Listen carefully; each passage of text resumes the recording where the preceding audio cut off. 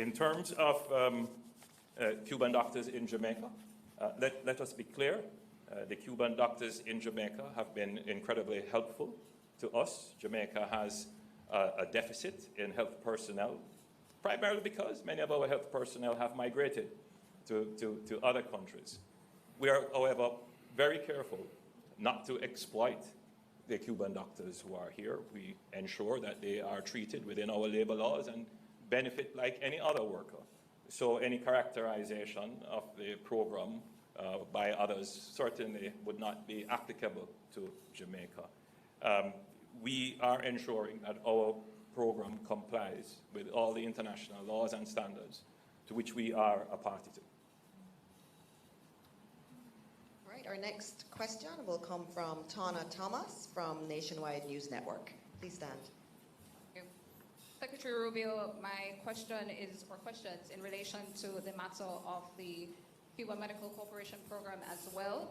So the medical mission has been a cornerstone of healthcare in Jamaica and the Caribbean for over 50 years, according to our foreign minister. How does the U.S. reconcile its stance on this program with the region's reliance on Cuban medical professionals, and what alternatives does it propose to ensure healthcare stability?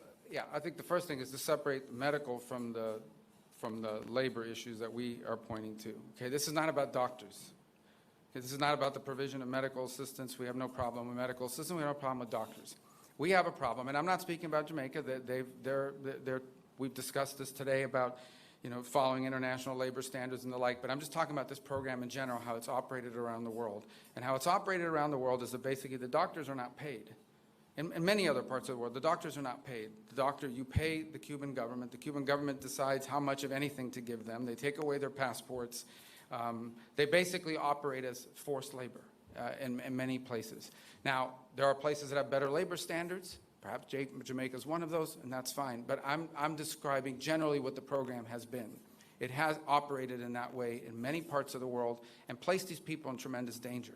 And so I think we can all agree that the trafficking in labor, be they doctors or farm workers, is not something that we would want to be supportive of, and we find that to be an egregious practice on the part of the Cuban regime. Now, every country operates their program differently, and obviously because of our relationship with Jamaica, we're going to engage with them on that and talk about it further and have a better understanding. Perhaps none of this applies in the way it's handled here, but generally that's the problem with the program. It's not that they're Cuban doctors.